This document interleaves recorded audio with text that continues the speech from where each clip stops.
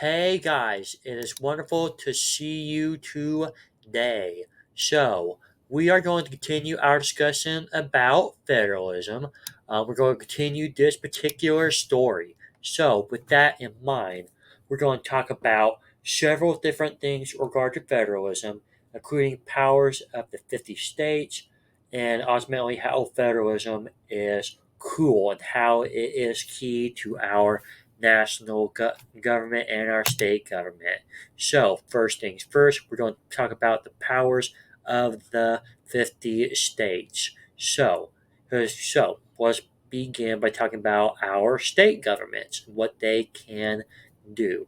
So, with this in mind, um, let me tell you about the 10th Amendment. So, in the original Bill of Rights, the 10th Amendment specifically states that the states our governments of reserved powers. So we call so we talked about some of the powers for the national government before, but states they're like their own little smaller governments within federalism. And because of this, they have their own reserved powers. So, with these in mind, reserved powers are those that are not granted to the national government and not denied to the states.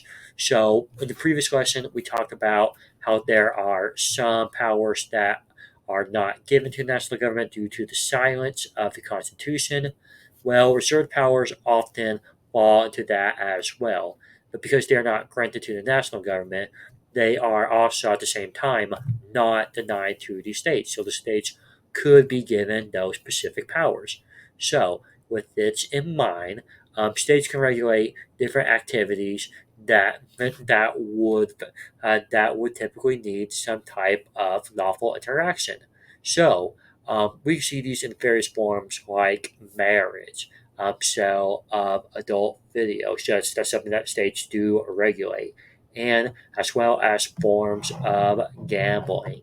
Now, the state scopes of reserved powers often includes licensing professionals such as doctors and lawyers. So for lawyers, if you ever heard how lawyers have to pass a test called the bar, each state has their own bar test because lawyers have to be trained in the specific laws and the specific knowledge of the state's laws, since they have to be licensed to operate within that particular state.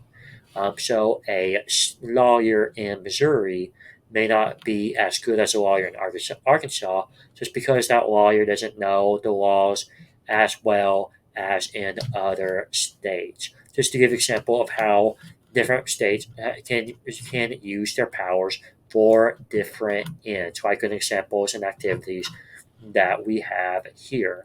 Each state would have their different laws about gambling, just an example, and you would need their own laws with that. So that's just one example of how reserved powers could work for the citizens in the United States. So with that going in mind, we're going to move on to also talk about several of their other powers. So they do include establishing public schools, enacting land use laws, and regulating public utilities. So again, like we had talked about before, states are in charge of their own public schooling system. They can decide like what is taught, what should be focused on, and like how should different laws relating to student safety should be conducted. And likewise, that they are in charge of any law that has to deal with any public building.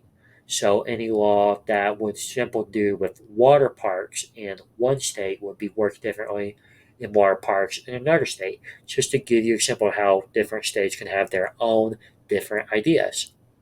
Now, likewise, these reserved powers also include vital police power to ensure that that our citizens are healthy in multiple different ways.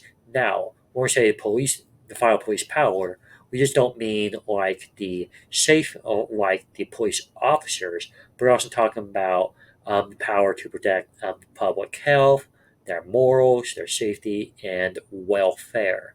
Um, so, Like for example, when COVID hit, while the national government had some say on how different procedures should be taken, it's ultimately up to the states on how that should be administered and pass different specific laws in regards to that, and like what is generally acceptable and what is not. Kind of like what we see in the previous example of with marriage, adult videos, and gambling, because many different people have many different feelings about all three of those, and they regulate each of those in vastly different ways. And just to give another example about how they can, the intersection of all of these public health, moral safety, and welfare, Section 2 of the 21st Amendment gave states specifically the right to regulate alcohol, the power to regulate alcohol, I should say. Um, all of these so we're going to see different alcohol laws from state to state and how they function and how they serve it. So, with that in mind, these are powers specifically reserved to the state. So, let's talk a little bit about powers that are denied to the state. That is no, no, no to the states. So, what?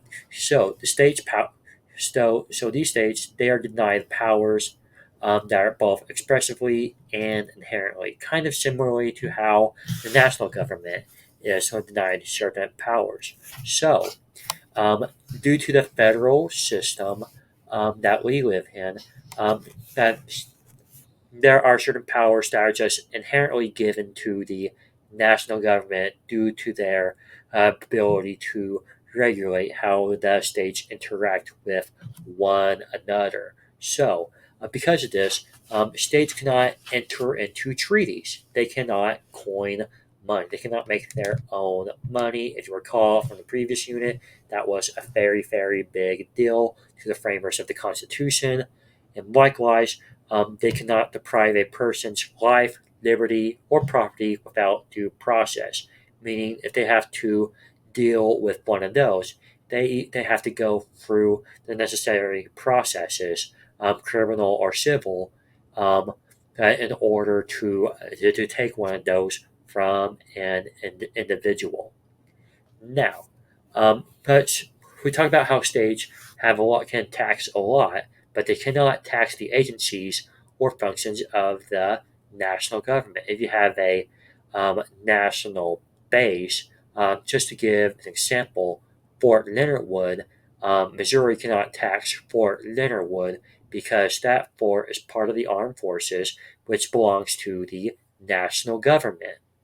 Now, states can also deny many powers. States' constitution can also deny many powers to their government.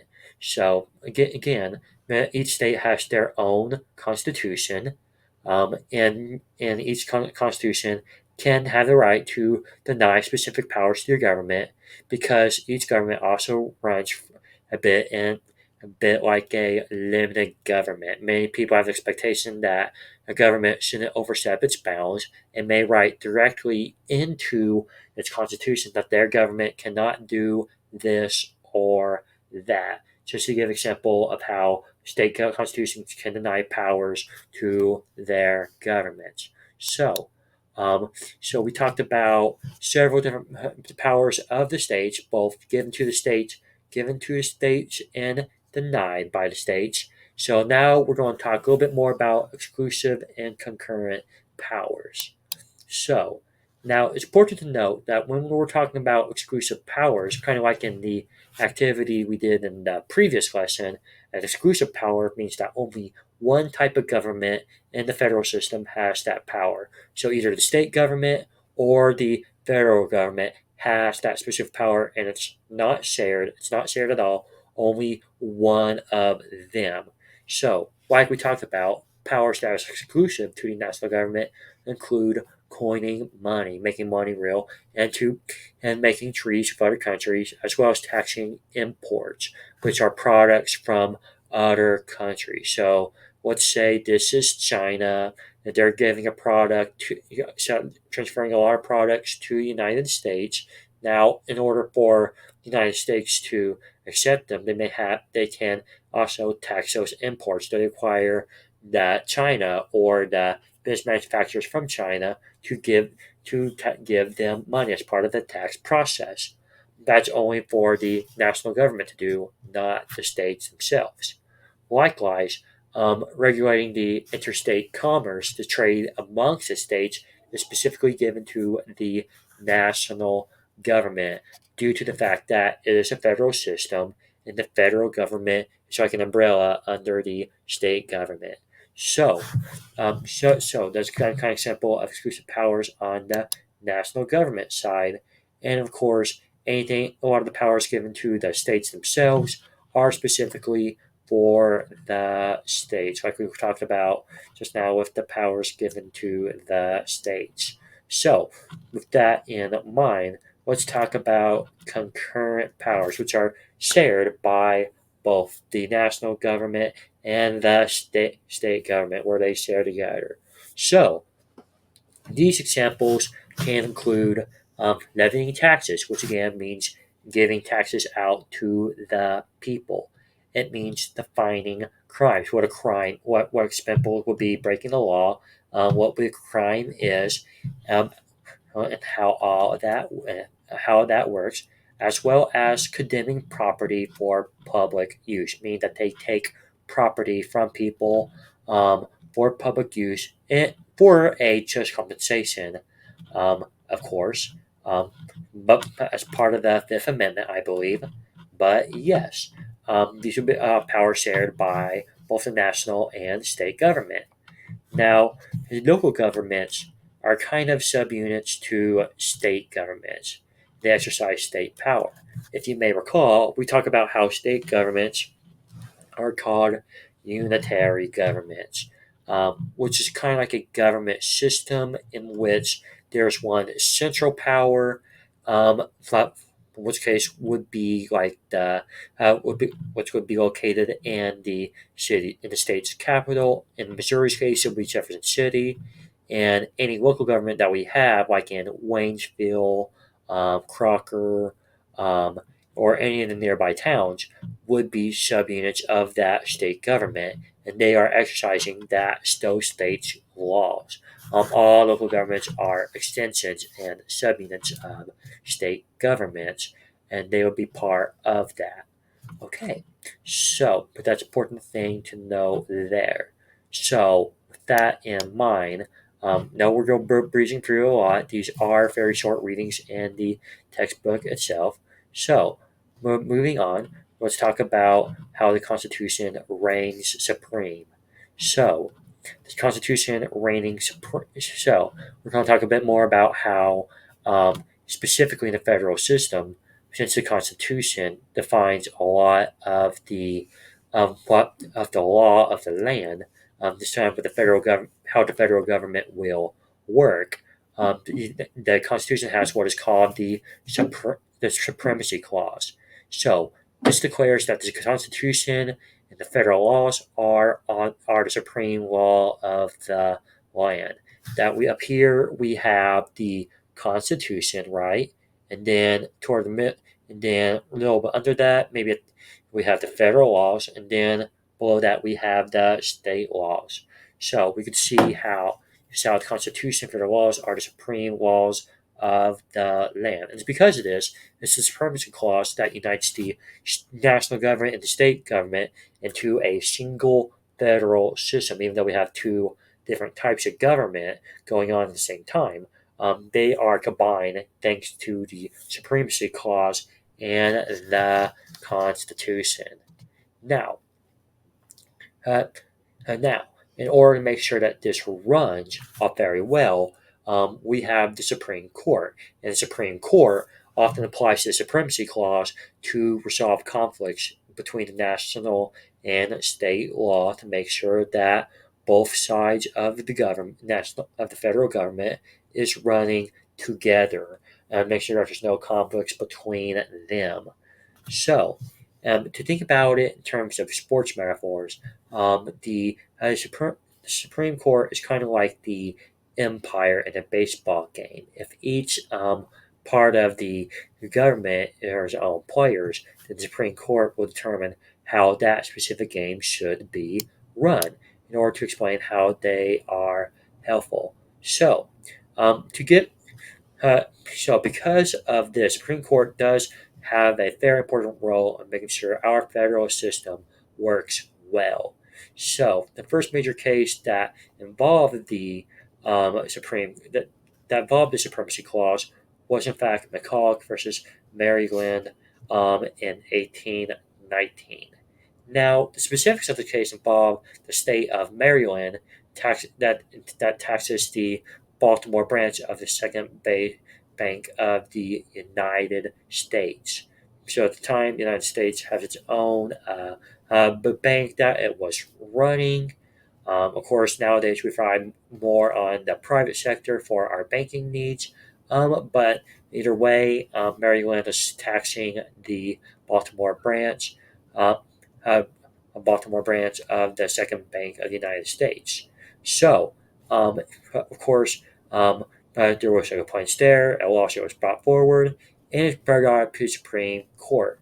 Now, Chief Justice John Marshall, who was, I believe, he was a very, very important Supreme Court, Supreme Court chief, the leader of Supreme Court.